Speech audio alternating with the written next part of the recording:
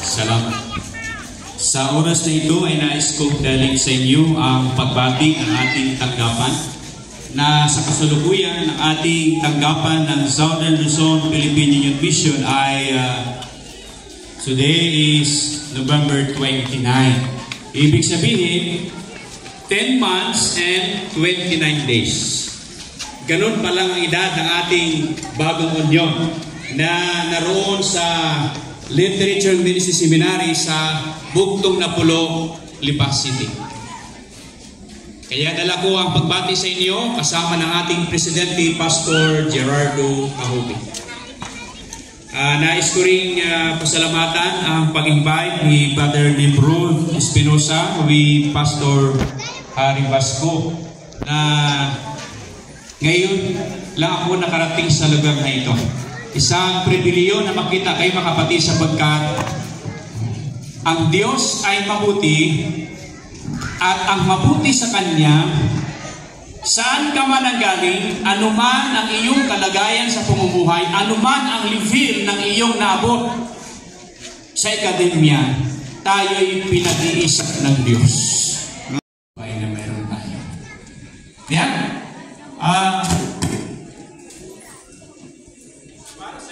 Ang ating OM 2025 ay nagtapos sa ating tema na Integrated for Mission. Yun ang tema ng ating South Pacific Division year-end, ganun din sa ating unod. At sa bawat mission at conference, yun din ang gagamitin. At isang pribilehyo na magtatapos ang taon na yung ating pananaw for the next 5 years, we are integrated for the mission of the Lord.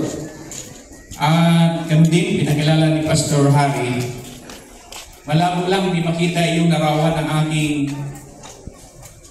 malaking pamilya. Sino ba sa inyo naka-attend noon sa ating Cavite Mission Stewardship Awarding? Sino na sa mga oras na ito, buo ang pamilya ninyo na narito?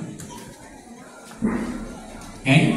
Narito man o sa wala, I believe na kahit saan naroon yung ating kapamilya sa mga oras na ito, pareho din na sumasamba sa Diyos. Yeah? Yun ang pag-asa dahil we are the stewards of our family at sa ating pamilya, mayroon diyang youth, mayroon children, mayroon women. Yeah?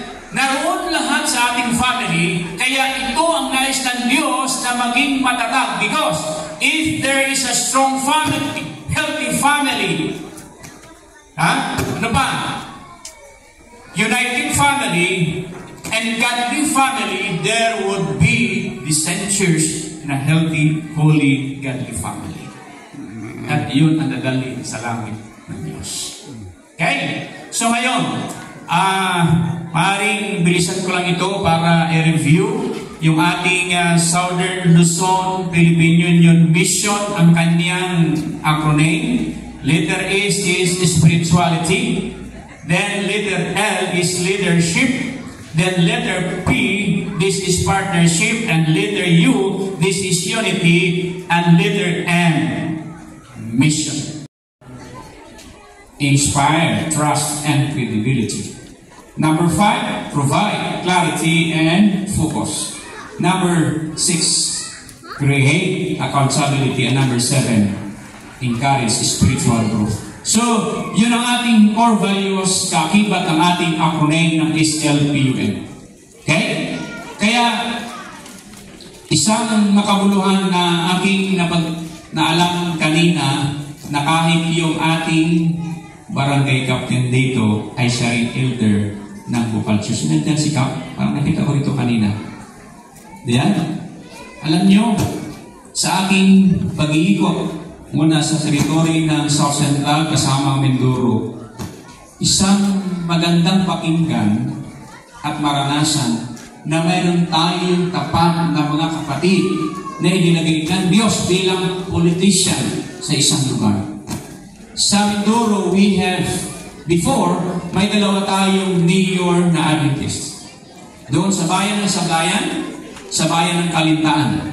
At sa Quezon Province, meron tayong isang mayor sa Burdeos, meron tayong mga vice mayor, at meron din tayong mga sangguniang bayan at mga kapitan. At pag pumunta kayo ng Visayas at Mindanao, meron din doon. At siguro napakinggan na rin ang pangalan ni Congressman Abayo. Yeah? At nung ako pa sa Mindoro, ay hanggang ngayon, close friend ko ang gobernador doon. At ang sabi ko, sana ngayong taong 2025, magkaroon ng pagkakataon, Pastor Harry, na madalaw ang gobernador ng Cavite sa ating teritoryo, gobernador ng Quezon, ng Laguna, sapagkat ito yung ating teritoryo at pababa, madalaw natin. Why? Hindi ibig sabihin na tayo makipag-ugnayan sa anumang bagay, lalo na hindi ata magandang pakinggan yung ating kalagayan ngayon na mga issue mula sa Kongreso hanggang sa taas. Gusto kong sabihin, kung gusto niyong makipag-ugnayan sa kanila, tayo ang makapag-influensya na may Diyos. Kung kayo napanood sa ating constituency meeting ng SLBUM, yung mga report ng SLBUM administrator hanggang sa mga direktor ay inilagay doon. Okay? Inilagay doon ang sinasabing hamon sa pagiging katiwala at ang mga oportunidad sa bawat katiwala. Okay? So, pero hindi yan ang ating topic ngayong umaga. But remember, na sa bawat pamumuhay natin, sa ating lugar kung saan tayo nakatira, that is all about stewardship.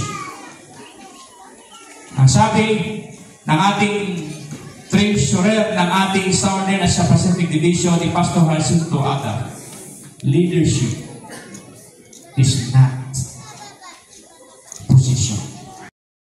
Ang ating church na hindi na-organize kung wala siyang mission. Yeah? That is our mission. Okay? So, sa pagiging tapat talaga, ito yung ating gusto paigilin. Ang lahat ng meron ako ay tugon ko sa Diyos. Sa pagpakitan ng paglalagay na palagi una ang Diyos. Yeah? Hindi ba napapakinggan palagi yung sinasabi, God first. Yeah? God first. Kaya, sa isang prinsipyo, wherever there's life in a church, there is increase and growth. Habang may mga kaanib, buhay na mga kaanib sa iglesia, patuloy ang lalago at patuloy madadagdagan ang kaanib sa iglesia. Kung natuwa kanina sa si Brother Tatay Guido Mazo, nang makita ko kanyang apelido na Maso, nalaala ko ang aking kamag-anak sa Romulon ng mga Maso. Kaya lang, ang maraming Maso doon ay mga Jehovah's Witnesses. Pero sa Romulon proper, doon ay may mga Adventist. At kung pagkitin niya na sila ay koronahang Adventista, ako'y natuwa dahil ang pamilya namin ay convertido lang sa pagka-Adventist. Ang lula ko noon ay mahilig pang manggamot. Yung pang sinasabi, Pastor, na yung babae lang. Kapag may sakit yung santa, kapag tinawag siya, nagpapahanap siya ng purong puting manok. Kung medyo maluba ng sakit, ay yung nagpapahanap siya ng baboy na puro puti. At yung nagawin niya sa paggagamot. Then, ang ibig kong sabihin, yung aking mga pinanggalingan ay nagbibigay sa atin kung ano na mayroon tayo ngayon dahil may Diyos na tumawag sa atin. At ito pa, nais ko i-promote sa inyo pala this coming Sunday, bukas, 5 to 6, ay magpapasimula na ang ating God First, My Lifestyle, Stewardship Week of Revival, Week Devotion. Grounded in the Bible, focus on the mission. Ito na yung direction. From General Conference hanggang Division, hanggang sa Union, hanggang sa Global Church. Okay? may tatlong bagay lamang ako ibabahagi sa inyo ngayong umaga. Ayon sa ating tema, therefore, go now. Point number 1, go now under Christ's authority. Sino nagbigay sa atin ng kapangyarihan na ipangaraang balita?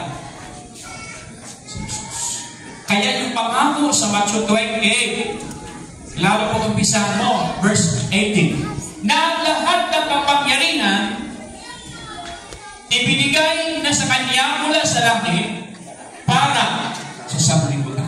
At ang sino mang sumasampalataya kay Jesus, tumanggap sa Kanyang hamon, naging tapat na alaga, ay mayroon siyang kapangyarihan mula kay Kristo. Yeah? Anong sabi?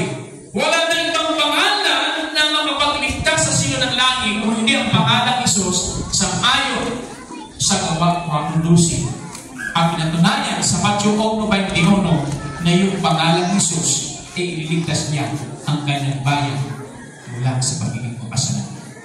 Kaya, ang utos na ito na sabi, mabayo kayo, ay nagbibigay sa atin ng inspirasyon dahil ang nagbigay ng otoridad ay ang isang kalangitan sa pamagitan ng ating tagapagligtas na si Jesus. Okay? Ayan ito yung mga supporting passages from the Bible na ating i-claim. John 20 verse 21, ang sabi, as the Father has sent me, I also sent him. Kung si Jesus ay pinadala, dahil pinampala niya ang gawain, na sabi, ito yung tibok ng puso para sa mga taong may ligtas. Nung siya nandito, sabi niya, kung ako'y pinadala ng Ama, ipapadala ko rin kayo. Kasunod na talata, make disciples, teaching them observe all things I have commanded you. Kaya, sa pagbibigay ng salita ng Diyos sa ating paghayo, hindi madali mga kapatid. Ako'y na-assign bilang 1,000 missionary dyan sa Carmona Cavite. Medyo matagal na. That was 1994. Ako noon ay we are their bus pastorally. Sa aking bus, ako yung pinakabata. Mahirap pala yung ikaw pinakabata dahil ikaw ang utusan. Ito yung gagawin mo. Kung elder ka, ito gagawin mo. Kung iway leader ka, kung anumang tungkulin sa lugar church, hindi mo pwede ikaw lang na wala kang gagawin alagad. Na paglipas na iyong tungkulin, mayroong papalit. Kaya lang naman ito. Ayaw niya magtulog, ayaw niya magawa ng kanyang disciple dahil ang iniisip niya ba mapalitan at siya'y maanasan pa. Yun ang leadership ng sanlibutan. Pero sa ating church, kailangan natin ng magminto ng disciple. Pero, hindi yung hamon.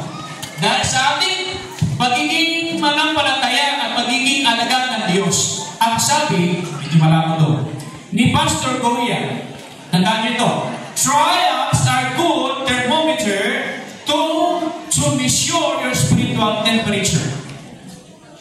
To show you exactly where you are in your real relationship with God. Ano daw? Ang mapagsubok ay isang termometro na susukatin ng iyong termometer sa iyong spiritual na kalagayan kung saan ka na ngayon naroon at anong kalagayan mo at relasyon sa Panginoon.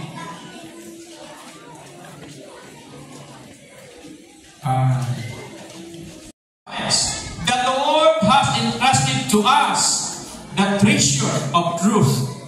These are to be used. The salvation of souls. Ito lang problema mga kapatid, na minsan kahit tayo sa church ay nabibiktima na yung ating talento, instead na gamitin para sa gawain ng Panginoon, ginagamit natin hindi sa Panginoon. Na ibig sabihin, every resources that we have, like talents, ito are to be used for the salvation of every creature. Acts of the Apostles 28.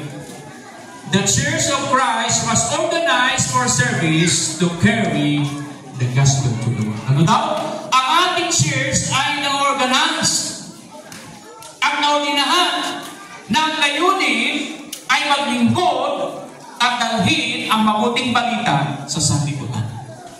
Grounded in the Bible. Focus on the mission. Okay? So, stewardship connection. The gospel is the greatest treasure entrusted to us. A steward must not hide it, delete it, or dilute it. We invest the message in the life of others. Ito yung ating tema.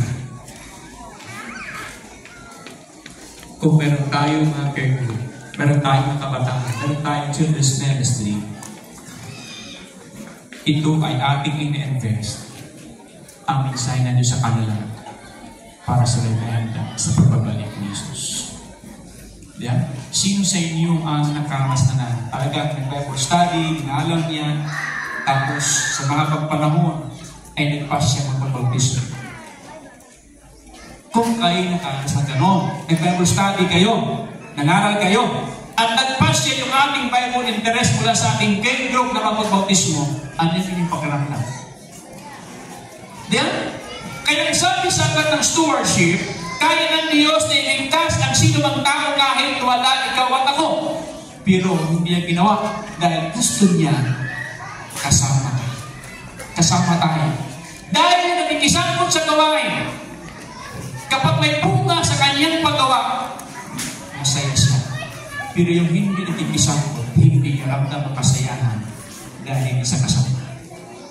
You always, even to the end of the age. Ang pangako ito ay sapat na. Ako hindi karanasan, nung ako'y nag-aaral pa sa Matthew College, ako'y active na makisangkot sa publishing ministry. Isang hapon, naglalakad ako ng aking kapartner. Nung medyo mainit pa, sabi ko, partner, punta muna tayo sa ating publishing director kasi kami yung estudyante pa. Dinalaw namin. Sa nakahit. Ihanda at ingatan ka sa iyong dadaanan at sa lugar na iyong pupuntahan. Yun ang pangako ng Diyos. Ako'y kasama mong palagi. Okay.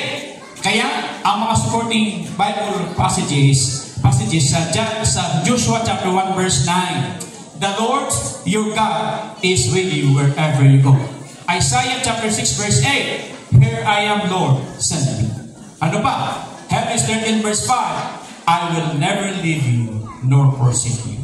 Kaya habang tayo nagkikisama sa gawain ng Diyos, tiyak ang kanyang pangako. May kasama tayong kapangyarihan mula sa langit. At ito, sa huling palala ng ating pagpipisa. Gospel Workers, page 14. He who called the disciples is calling men and women today to his service, and he assures them of his presence. Kanyang pinangakuan. Sigurado ang kanyang presensya ay kasama natin. Then, stick to Christ, page 124. Christ promises to walk with every faithful worker. Ano daw? Si Kristo ay nangako na siya'y lalakad sa bawat tapat na mga magagawa ng Diyos.